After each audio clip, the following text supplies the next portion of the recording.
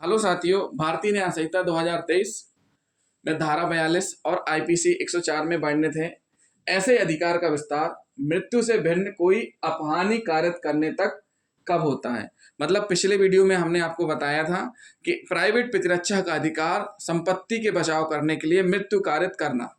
इसमें क्या है, मृत्यु से भिन्न कोई अपहानि, मतलब मृत्यु नहीं करना है, उससे भिन्न कोई अपहानि। तो पिछले वीडियो में जो कंडीशन थी वो कंडीशन अलग थी और इसमें अलग है। हमलावर की मृत्यु करना केवल उन अपराधों के लिए स्वीकृत है। मतलब हमलावर की मृत्यु किन स्थितियों में कर सकते हैं? जिनमें हिंसा का प्रयोग चरम सीमा पर किया गया हो, जिनमें हिंसा का प्रयोग चरम सीमा पर किया गया हो तथा जिनके विरुद्ध बचाव का कोई रास्ता नहीं होता है, मतलब बचने का कोई रास्ता ही नहीं है उन स्थितियों में। परंतु किसी व्यक्ति को जेब काटने पर, किसी व्यक्ति को फल चुराने पर, संपत्ति मात्र अत्याचार करने पर उसकी मृत्यु नहीं की जा सकती जब तक कि उससे मृत्यु या गंभीर चोट की युक्त आशंका न हो। तो साथियों, ये हुई धारा 42, ऐसे अधिकार का विस्तार मृत्यु से भिन्न कोई अपहानि कारित करने तक का कब होता है, ये हमने आपको बताया। अब हम पढ़ेंगे धारा 43 और आईपीसी में 105 में वर्णित है संपत्ति की प्राइवेट प्रतिरक्षा के अधिकार का प्रारंभ और बना रहना। मतलब संपत्ति है जो आपकी, उसकी प्रतिरक्षा का प्रारंभ और बना रहना कब तक होगा, वो इस कंडीशंस में हम पढ़ेंगे। पहली कंडीशन है जब संपत्ति के संकट की युक्त आशंका प्रारंभ होती है।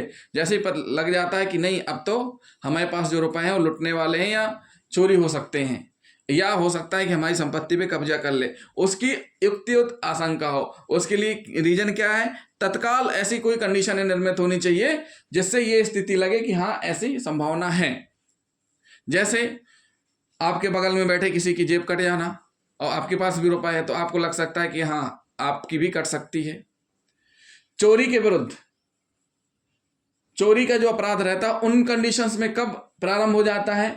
अपराधी के संपत्ति सहित पहुंच के बाहर हो जाने तक, लोग प्राधिकारियों की सहायता प्राप्त कर लेने तक, संपत्ति वापस प्राप्त हो जाने तक। कब तक बना रहता है? जब तक वो पहुंच के बाहर नहीं हो जाता है और लोग प्राधिकारियों की सहायता प्राप्त कर लेने तक। पुलिस आ गई, अब पुलिस अपने आगे की कार्रवाई करेगी, वहां तक संपत्ति वापस जब तक प्राप्त नहीं हो जाती है। लूट के मामलों में अपराधी किसी व्यक्ति की मृत्यु या चोट या सदोष अवरोध कारित करता रहता है या कारित करने का प्रयास करता रहता है, मतलब जब तक वह ये अपराध कारित करता रहता है। दूसरी कंडीशन, जब तक तत्काल मृत्यु या तत्काल चोट, तत्काल व्यक्तिक अवरोध का भय बना रहता है। लूट की स्थिति में जब तक प्राइवेट प्रतिरक्षा का अधिकार प्रारंभ और बना रहता है। क्या रहता है? जब तक बना रहता है। अब साथियों हम पढ़ेंगे आपराधिक अत्याचार या रिष्टि। आपराधिक अत्याचार या रिष्टि के विरुद्ध जब तक अपराधी क्या करता है? आपराधिक अत्याचार और रिष्टि करता है तब तक बना रहता है। कब तक बना रहता है? जब तक वह ये करता है। मतलब सीधी सी बात है, किसी की जमीन पे कब्जा या घर, जलयान, तंबू या निवास स्थान पर आग लगाने का प्रयास करना, आग लगाना या इस प्रकार की हानि करता रहता है, तब तक यहां पर अधिकार बना रहता है। रात्रि गृह वेदन के विरुद्ध जब तक ऐसे गृह वेदन से पैदा हुआ गृह अत्याचार होता रहता है। रात्रि गृह वेदन का मतलब आप सब समझते हैं कि रात्रि में जब सेंधमारी की जाती है उस स्थिति में रात्रि गृह वेदन की स्थिति बनती है। लेकिन इसका मतलब ये नहीं है कि अगर वह पुलिस ने उसको पकड़ लिया या जो व्यक्ति है जिसने गृह वेदन किया था उसको आपने नॉर्मल अपहानि कारित करके जमीन में पटक दिया है और उसको पुलिस के हवाले कर दिया, उस स्थिति में समाप्त हो जाएगा। कब तक है? जब तक कि वो होता रहता है। अब हम पढ़ेंगे धारा 44। धारा 44 क्या कहती है और आईपीसी की धारा 106 क्या कहती है? घातक हमले के विरुद्ध प्राइवेट प्रतिरक्षा का अधिकार जबकि निर्दोष व्यक्ति को अपहानि होने की जोखिम हो।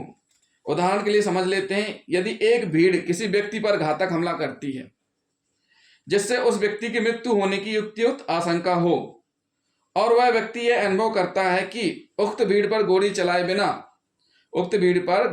बिना अपनी प्राण की रक्षा नहीं कर सकता, परंतु उस भीड़ में कुछ निर्दोष व्यक्ति या बालक होने के कारण उसकी गोली उन्हें भी अपहानी कर सकती है। ऐसी दशा में उस व्यक्ति की गोली से किसी निर्दोष व्यक्ति को हानि पहुंचाने पर वह व्यक्ति धारा उपरोक्त के अंतर्गत निजी प्रतिरक्षा का बचाव प्रस्तुत कर सकता है और उस स्थिति में निर्दोष व्यक्ति को कारित अपहानि को अपराध नहीं माना जाएगा। घातक हमले से मृत्यु की आशंका युक्त थी अथवा नहीं, यह तथ्य का प्रश्न है, जिसे घटना की सामयिक परिस्थितियों के वस्तुनिष्ठ निर्धारण के आधार पर सुनिश्चित किया जाना चाहिए। तो सीधी सी बात है, जब आवश्यकता पड़ती है कि हाँ भीड़ है, हमला कर रही है, उस स्थिति पर अगर गोली चलाई जाती है और निर्दोष कोई व्यक्ति मारा जाता है तो यहाँ पर इस धारा के तहत प्रतिरक्षा प्राप्त होती है। सीधी सी बात है कि इस धारा के अंतर्गत व्यवस्था की गई है कि एक व्यक्ति आवश्यकता पड़ने पर प्राणघातक हमले से अपनी रक्षा करते समय किन्हीं निर्दोष व्यक्तियों को भी हानि पहुंचा सकता है। इसके लिए आवश्यक है कि निर्दोष व्यक्तियों को हानि पहुंचाने से पहले व्यक्ति को घातक हमले से अपनी मृत्यु किए जाने की युक्त आशंका हो गई हो। तो साथियों, ये रहा इस धारा के अंतर्गत, मतलब ऐसी स्थिति है कि एक जवान है, वो भीड़ में घिर गया है चारों तरफी से। अब उसको पता है कि अब उसके बचने की संभावना नहीं है और बार बार चेतावनी भी दे रहा है, हवाई फायर भी कर रहा है, लेकिन फिर भी जनता नहीं मान रही है, भीड़ नहीं मान रही है। उस स्थिति में वह अपने बचाव के लिए गोली चला सकता है। तो साथियों, ये हुई धारा 44 आईपीसी की 106 घातक हमले के विरुद्ध प्राइवेट प्रतिरक्षा का अधिकार, जबकि निर्दोष व्यक्ति को हानि होने की जहां पर निर्दोष व्यक्ति को भी हानि हो सकती है। तो साथियों, जिन साथियों ने अभी तक हमारा चैनल सब्सक्राइब नहीं किया है तो हमारे चैनल को सब्सक्राइब कर लें और वीडियो को लाइक और शेयर करना ना भूलें, साथ ही साथ कमेंट भी करें। थैंक यू दोस्तों।